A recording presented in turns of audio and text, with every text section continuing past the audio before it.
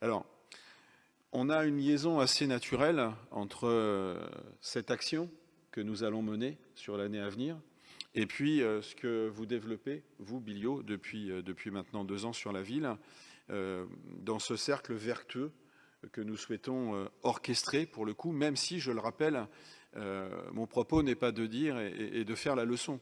Beaucoup d'entre vous font déjà tout ça.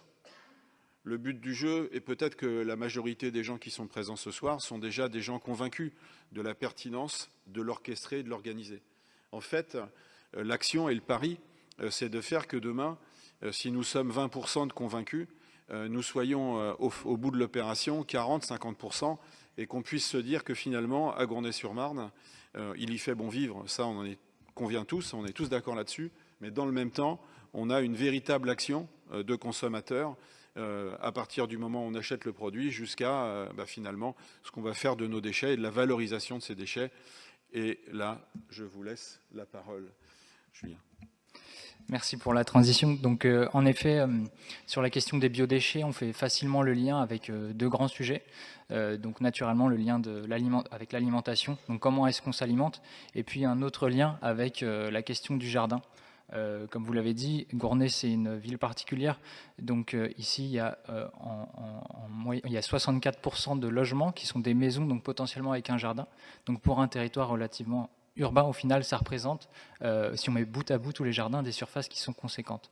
En parallèle de ça, on se rend compte qu'il y a un enjeu d'alimentation qui est très important, qui est sociétal. Aujourd'hui, en France, on a 98% de notre alimentation qui provient de plus de 150 km. Donc ça veut dire que tous les territoires, toutes les villes sont dépendants de territoires lointains pour s'alimenter. Et donc ici à Gournay, avec ces 64% de jardins, eh bien on a une opportunité de créer un petit peu d'autonomie alimentaire et donc de créer une forme de résilience alimentaire qui sera très utile à l'avenir. Donc ça fait le lien avec la question des biodéchets. Donc qu'est-ce qu'on peut faire au final de ces biodéchets? Qu'est-ce qu'on peut faire du compost qu'on obtient à la sortie de son composteur? Eh bien tout naturellement s'en servir par exemple pour faire un potager. Alors nous, notre but chez Bilio, c'est de porter donc une démarche d'agriculture citoyenne qui va donc favoriser l'autonomie alimentaire et l'entraide sur le territoire. Qu'est-ce qu'on entend par autonomie alimentaire? D'une part, bien favoriser la mise en culture des jardins, donc la création de potagers, la plantation d'arbres fruitiers, et même pour les plus motivés, pourquoi pas de poulaillers, voire même de ruches.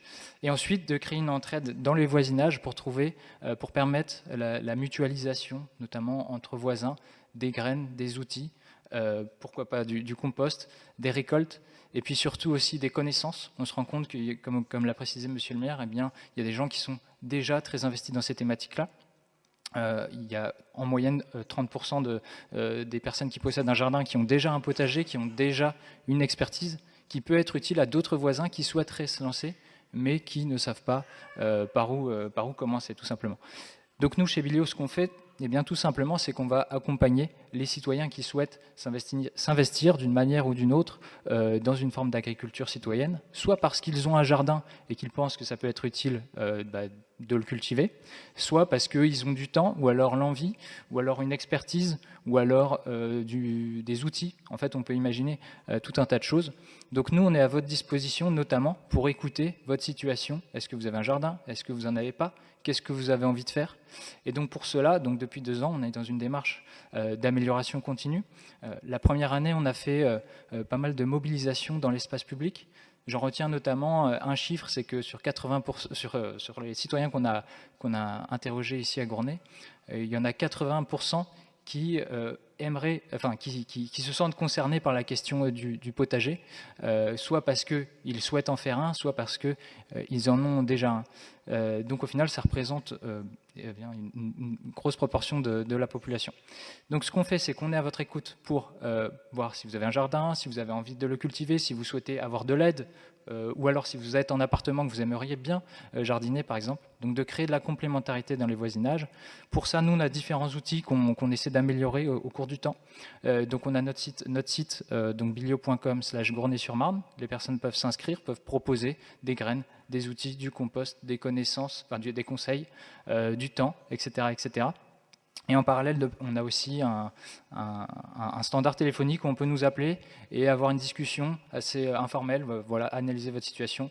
Est-ce que vous avez un jardin? Qu'est-ce que vous souhaitez faire? Et le but, c'est de permettre en fait, que ce soit possible de mettre en relation des personnes sans forcément passer par le site internet et nous qu'on fasse l'intermédiaire, notamment par téléphone.